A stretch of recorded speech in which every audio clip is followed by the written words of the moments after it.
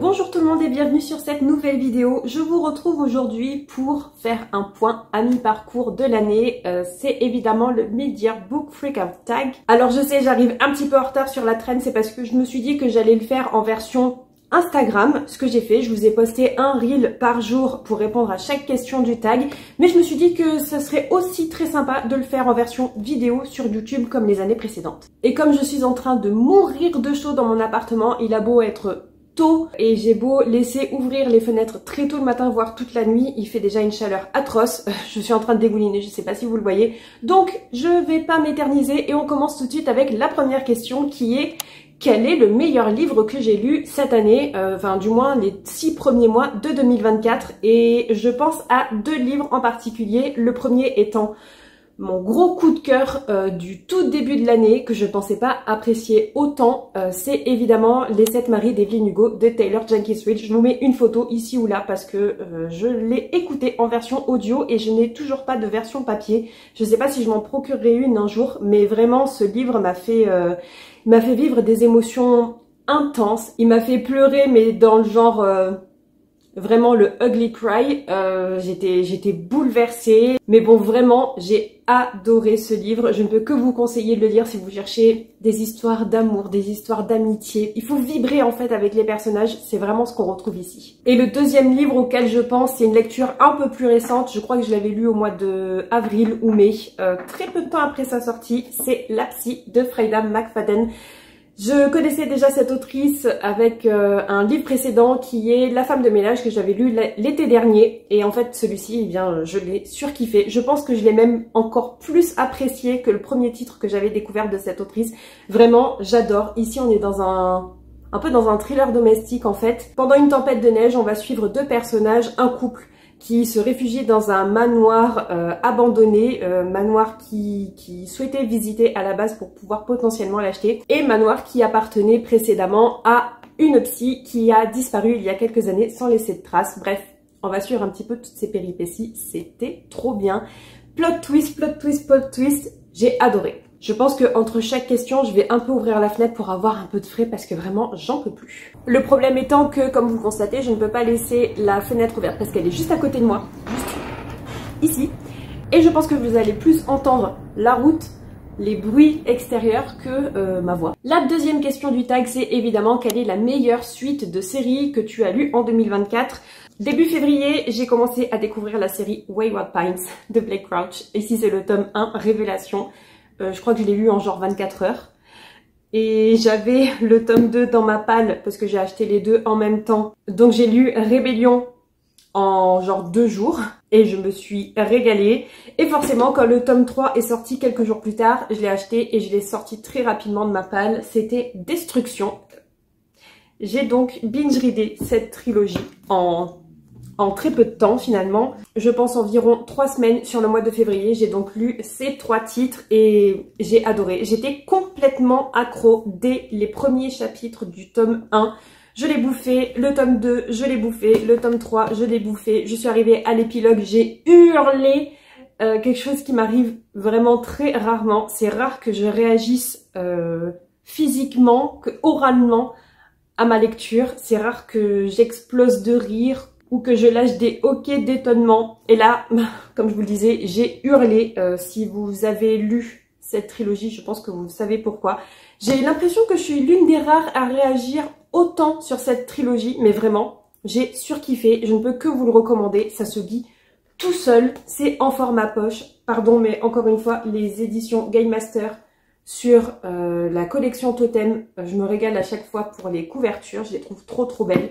J'ai juste un peu hâte d'oublier une grosse partie de l'intrigue pour pouvoir les relire, mais je pense que ça sera pas avant plusieurs années. La troisième question, c'est une sortie récente que tu aimerais lire mais que tu n'as toujours pas lu. Dans le reel que j'avais mis sur Instagram, je vous parlais de 2 titres. Le premier étant Happy Place de Emily Henry, qui est donc une sortie très récente puisque je crois qu'il est sorti fin mai ou début juin, je ne sais plus, il y a quelques semaines. Et alors c'est plus d'actualité parce que je l'ai lu, je vous ai fait un vlog crash test qui sort la semaine prochaine, donc je vous en parlerai en détail dans ce vlog. Et le deuxième titre, qui est donc toujours d'actualité puisque je n'ai toujours pas lu, j'ai envie de me le garder plutôt pour l'automne, c'est La promise au visage de fleurs de Roshani Chokshi. Il a fait un carton quand il est sorti dans sa version originale en anglais et j'ai trop hâte de le découvrir. J'adore ce qu'ont fait les éditions Sabran pour la couverture française, parce que elle n'existait pas en VO et elle est trop jolie. C'est une histoire gothique, un roman gothique.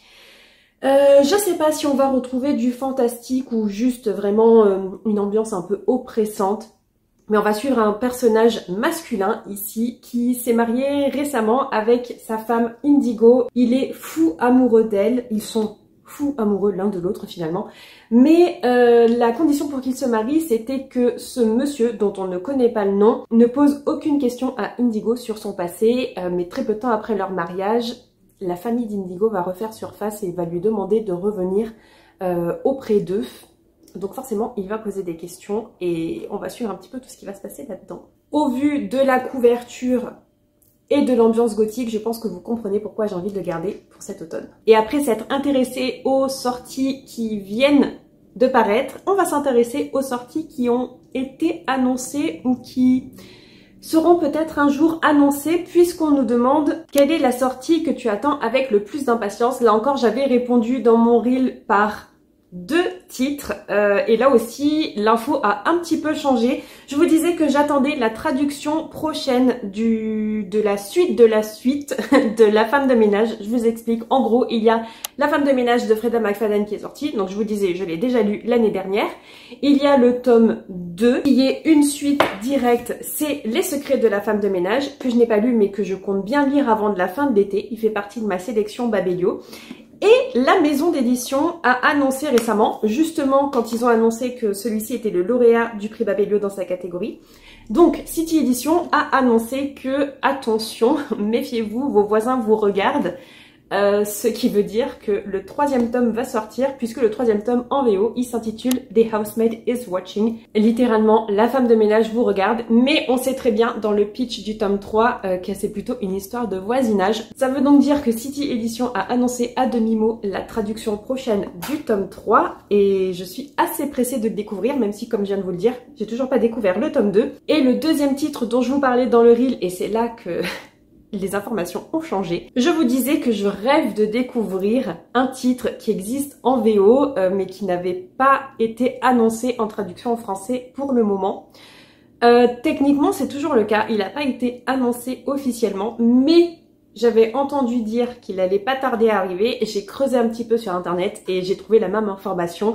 Il est prévu pour sortir en octobre 2024, donc pour l'automne, ce qui paraît être la meilleure décision au niveau de la saison, puisque je suis en train de vous parler de la traduction de The Familiar de Leigh Bardugo. Et donc, a priori, il va être traduit sous le titre Le Familier, et je pense, j'espère très fortement qu'on va garder la même couverture, qui a ici aussi des vibes gothiques, peut-être un peu vampiriques, même si tout le monde s'accorde à dire que on a l'impression que ça parle de vampires, mais ça ne parle pas de vampires. J'ai quand même trop hâte, puisqu'ici on va s'intéresser à une époque historique en Espagne et ça me fait trop envie. La question suivante nous invite à nous intéresser à la plus grosse déception de cette première moitié de 2024. Là aussi j'ai malheureusement 2 titres à vous présenter rapidement puisque je vous en ai déjà parlé. D'ailleurs ces 2 titres faisaient partie de ma pile à lire ultime de 2024. C'est aussi pour ça que je suis déçue de vous annoncer que c'est 2 DNF définitif. Le premier, c'est Un bref instant de splendeur de Ocean Vuong, qui était vendu comme une autobiographie magnifique, un homme qui écrit une lettre à sa mère en anglais, mais sa mère ne parle pas anglais. C'était vendu comme très beau, très poétique. J'ai détesté. J'ai lu 60 pages, je suis arrivée à la fin du chapitre 2 et je me suis dit je ne comprends rien, il n'y a aucun fil rouge, on parle de 2 trucs différents à chaque chapitre, j'y comprends rien, c'est pas beau, je m'en fous, littéralement je m'en fous. Donc je l'ai lâché sans regret, et plusieurs mois plus tard, je n'ai toujours pas de regret, donc Je suis plutôt en accord avec ma décision de Olivia du passé. Bref, le deuxième abandon, la deuxième grosse déception, c'est évidemment Hamnet de Maggie O'Farrell. Là, ça faisait des années que je me disais, j'ai envie de le lire, j'ai envie de le découvrir. Parce que là aussi, il y avait des retours absolument magnifiques. Tout le monde adore Hamnet, tout le monde sauf moi.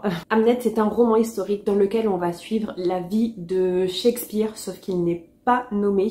Et en fait, on va même plutôt s'intéresser à la famille de Shakespeare, à la relation qu'il avait avec sa femme, avec ses enfants, et surtout la relation de sa famille entre elles, sans forcément l'inclure lui. Bref, c'était vendu comme un roman vraiment très beau, très poétique, avec une écriture absolument magnifique. Moi, j'ai pas du tout adhéré. Là aussi, j'ai fini par l'abandonner. Ici avec un petit peu plus de regret puisque j'ai mis une semaine, 10 jours, peut-être même plus, avant de me dire qu'il fallait que je l'arrête parce que vraiment j'accrochais pas. Je le traînais, j'étais absolument pas investie dans ma lecture et j'ai frôlé la panne de lecture tellement je me forçais à le finir parce que je me disais non mais finalement j'ai envie de savoir en fait ce qui se passe après, mais ça traînait vraiment trop en longueur et comme j'étais pas investie émotionnellement, j'ai préféré l'abandonner et là encore, aucun regret. Je suis désolée vraiment, mais là je vais laisser un peu la fenêtre ouverte parce que j'en peux plus. J'ai beau faire une pause entre chaque question, je n'en peux plus de chaud. Pour vous dire, il fait presque 29 dans l'appartement et il est 9h15. Je sature. En fait, je vais finir ce tournage et je vais partir me rafraîchir chez mes parents parce que ici j'ai pas la clim, mais bon, c'est pas forcément quelque chose qui me dérange. Par contre, chez mes parents, la maison est bien isolée, donc on est au frais et surtout, je vais pouvoir faire un plongeon dans la piscine et maintenir ma température corporelle à une température justement normale. Poursuivons avec la prochaine question qui est ici: quelle est ta plus grosse surprise de 2024? J'en ai plusieurs pour des raisons différentes. Les deux premières étant les livres que je vous ai montrés sur Instagram. Donc de nouveau, je vais un petit peu me répéter par rapport à ceux qui ont déjà vu les réponses sur Instagram. Mais bref, j'avais cité 2 titres à cause de leur épilogue. Wayward Pines, je vous en ai déjà parlé parce que j'ai hurlé, que j'ai été extrêmement choquée par la fin. Je peux pas vous dire pourquoi, mais cet épilogue qui est vraiment très court, il m'a fait hurler. Donc si vous comptez lire cette trilogie, vous allez très certainement penser à moi à la fin.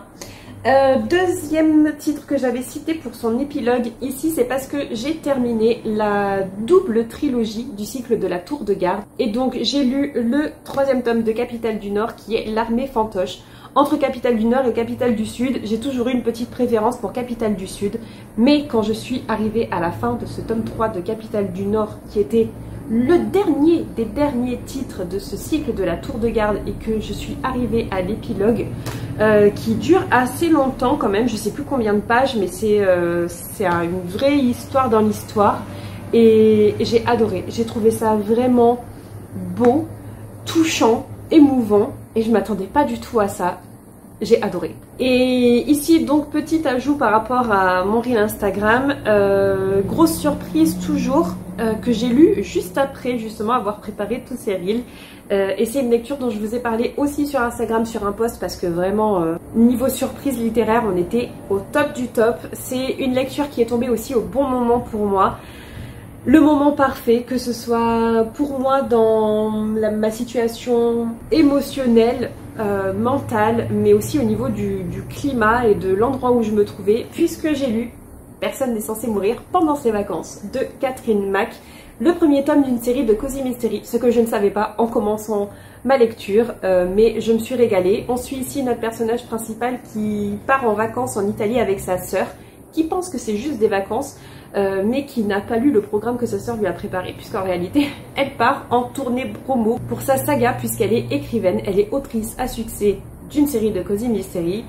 Bref, on va suivre toute la troupe en circuit touristique en Italie avec d'autres auteurs qui gravitent dans le même univers que notre personnage principal, notamment Connor Smith, qui n'est autre que son ex-petite amie et surtout le personnage principal de sa série. Connor est un personnage absolument exécrable qu'on adore détester, sauf que quelqu'un veut attenter à sa vie et demande l'aide d'Eleanor, notre personnage principal, pour résoudre ce mystère. Et donc ce premier titre va suivre tous ces personnages en Italie. C'était trop bien, que ce soit au niveau du mystère, au niveau de l'ambiance, de l'univers, puisque on est en vacances en Italie, on se balade à Rome, à Pompéi, à Naples, à Capri. Ah, les vacances, c'était trop bien. Je m'attendais pas à apprécier autant ma lecture. Alors évidemment, niveau style d'écriture, ça se dit tout seul, c'est du cozy mystery, c'est ce qu'on veut, c'est ce qu'on demande. Il faut pas s'attendre à de la grande littérature. Par contre, niveau évasion, et comme je vous le disais, c'était vraiment le moment parfait où je l'ai lu. Je me suis régalée. On nous demande ensuite quelle est notre nouvelle auteure ou nouvelle autrice préférée. Je suis pas sûre que ce soit vraiment mon nouvel auteur préféré, mais dans tous les cas, j'ai vraiment adoré découvrir son style d'écriture et son univers. Désolée, je vais encore en parler un tout petit peu, mais c'est évidemment Blake Crouch, parce que Wayward Pine s'est frayé un chemin jusqu'à ma mémoire littéraire, j'ai envie de dire. Voilà, je vais pas vous en dire encore plus, je me suis régalée, c'était trop bien, j'ai hurlé, j'ai pas grand chose à ajouter là-dessus. Mais aussi un petit clin d'œil à une autrice que j'ai découvert récemment, que beaucoup de personnes connaissent déjà. Moi j'avais beaucoup entendu parler d'elle puisque évidemment c'est une référence dans son genre, mais j'avais encore jamais lu de titre d'elle jusqu'à récemment. Je parle d'Agatha Christie puisque j'ai lu Dix petits nègres il y a pas très longtemps, qui est édité maintenant dans une nouvelle version, surtout sous un nouveau titre qui est maintenant Ils étaient 10 parce que problème. Mais ici aussi j'ai beaucoup apprécié, j'étais très contente de découvrir un titre référence, vraiment un grand classique du genre.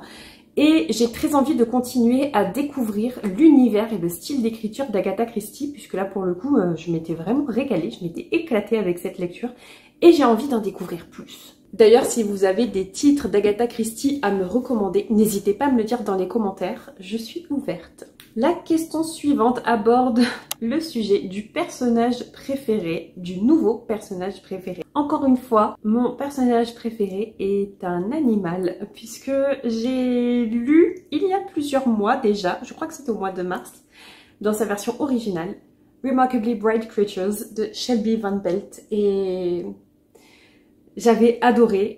J'ai beaucoup pleuré à la fin, notamment à cause du personnage de Marcellus qui est ici la pieuvre, qui est un des personnages centraux du roman, même si à mon goût on ne le suit pas assez, puisqu'on a des chapitres qui suivent le point de vue de Marcellus ici et d'autres chapitres qui suivent d'autres personnages, ici des personnages humains. J'ai adoré Marcellus, il m'a touchée, il m'a bouleversée. J'ai juste envie de relire ce titre. Je sais même pas si j'ai envie de le relire en anglais ou si j'ai envie de le découvrir en français, puisqu'entre temps il est sorti en VF. Et le titre c'est De si remarquables créatures, je crois. Je vais vous mettre la photo juste ici, c'est sorti aux éditions Fleuve et je trouve déjà la couverture magnifique. Je sais pas si je préfère cette couverture là ou celle-ci qui est plus sobre, mais je sais pas, j'aime les deux en fait.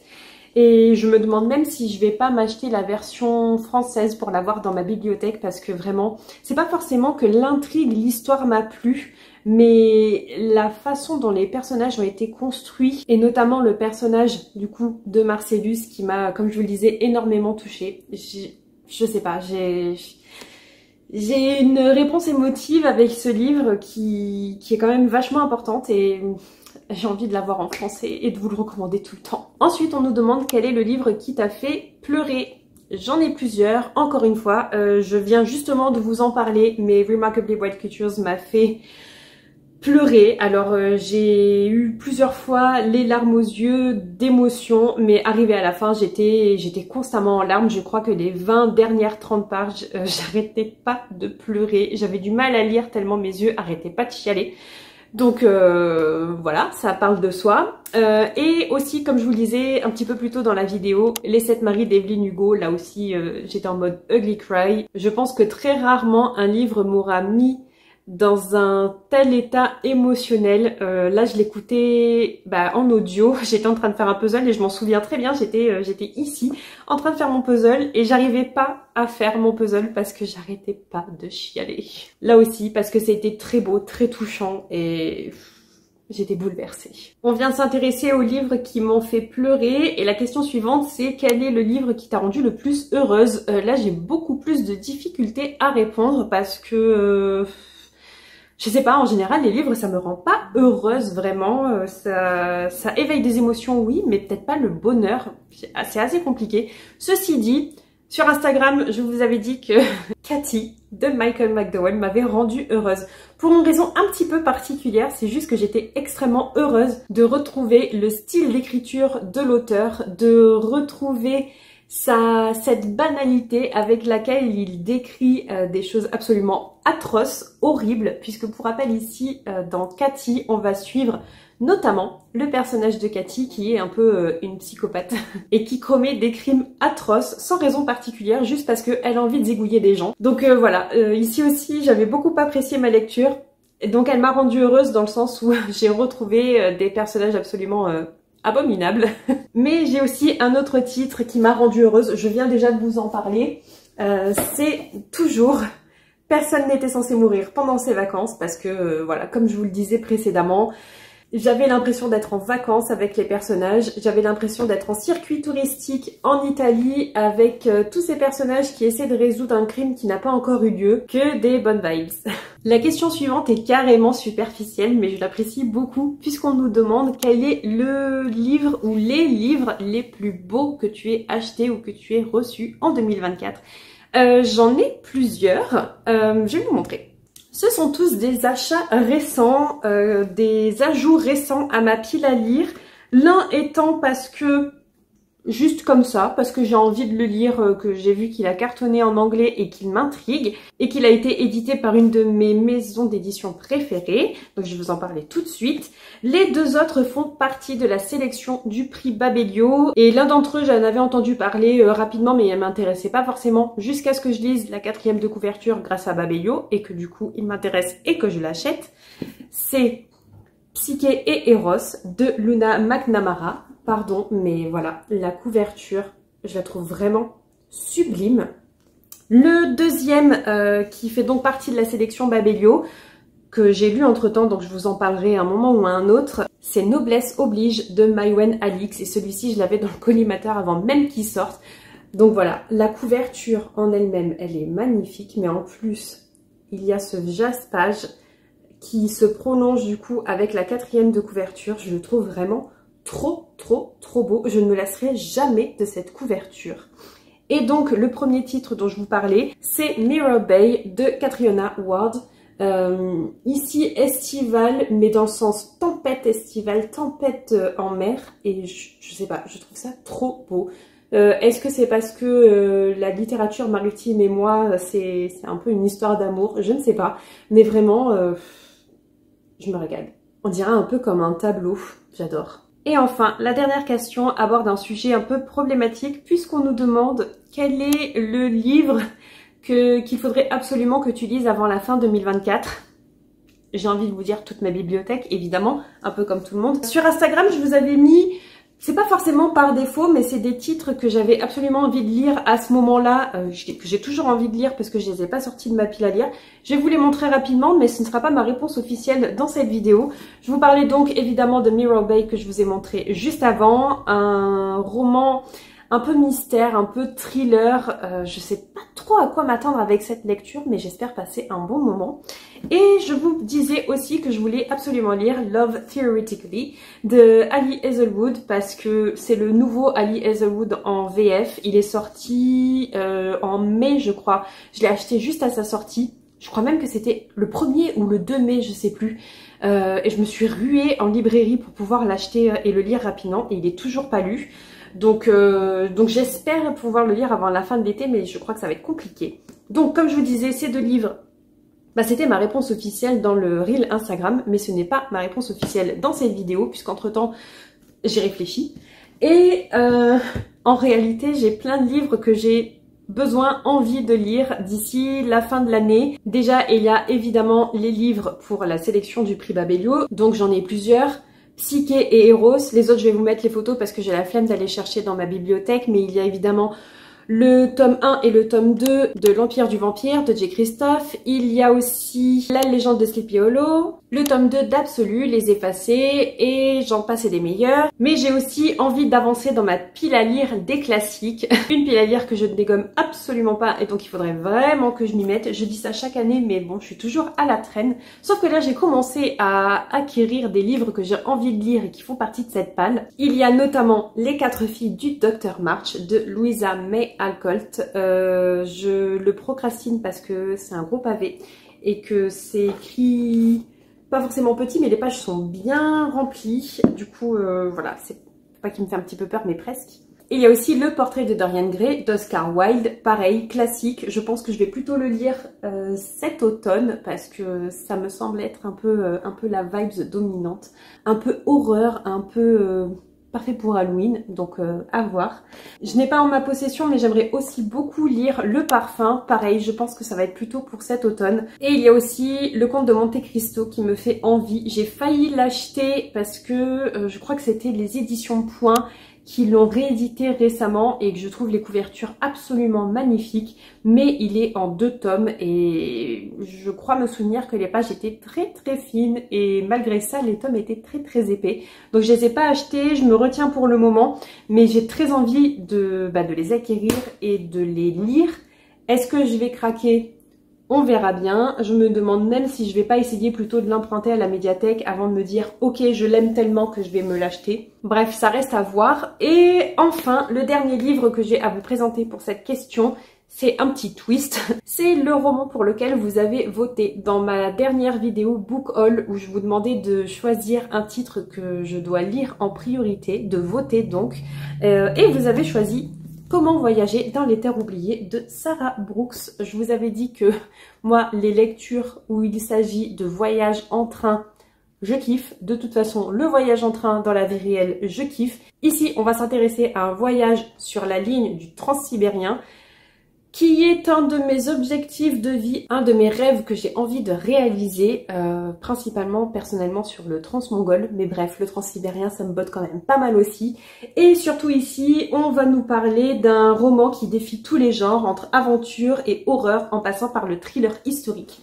Ça me vend du rêve et vous m'avez donc poussé à le sortir de ma pile à lire. J'espère pouvoir répondre à votre attente. On verra bien. J'ai toujours très envie de le lire, donc peut-être que vous m'avez boosté. Ça y est, on est arrivé à la fin de cette vidéo, malgré la chaleur ambiante. N'hésitez pas à me dire ce que vous en pensez dans les commentaires, si vous avez relevé des livres qui vous intriguent, qui vous tentent, ou si au contraire vous avez des recommandations à me spécifier. N'hésitez pas, comme je vous disais, je suis toujours ouverte. Dans tous les cas, je vous retrouve la semaine prochaine dans une nouvelle vidéo. Ce sera le vlog crash test où je lis Happy Place. Donc n'hésitez pas à vous abonner à la chaîne si ce n'est pas déjà fait. Moi je vous dis à la semaine prochaine. Bye bye!